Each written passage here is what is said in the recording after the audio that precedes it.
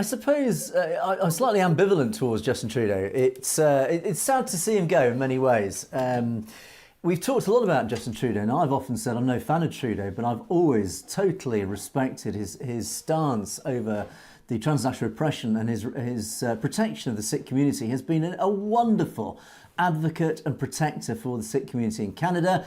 What he's done really for the community is really an example to all leaders around, certainly the Western world and Western democracies, how to protect a minority under enormous pressure from a very large overseas giant. Of course, I'm talking about India. He's had the cojones, shall we say, to stand up to Narendra Modi, to even go to the extent of an enormous diplomatic incident, a diplomatic, more than an argument, it is a diplomatic war almost with Canada, with ambassadors withdrawn, etc. So, as I say, I've certainly laid credit against Justin Trudeau for his stance on that. He's done an awful lot of work for the Sikh community, and I think to see him go is an enormous loss for the community. I think that's very, very sad indeed. And what does this mean for the community going forward?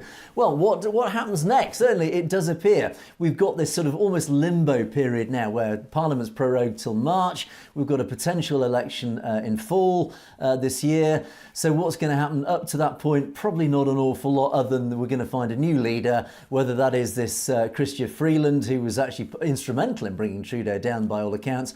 But interestingly, this name Mark Carney pops up. Mark Carney, he's known to us here in the UK.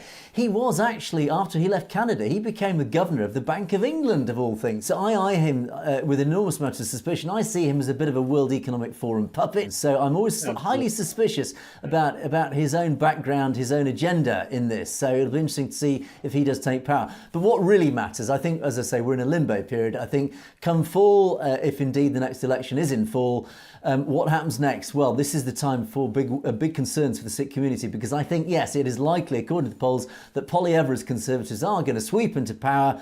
What does that mean? We've often talked about Poilievra and his attachment to the right-wing elements around the world, his certainly attachment to India. How much has India been influencing Conservative politics in Canada? Well, it's been proven, certainly during the recent inquiries, that India has interfered in the Conservative Party. It has interfered in Canadian politics, and certainly there are members of that party who are in place probably because of influence and resources, let's call it. I've got to choose my words carefully here.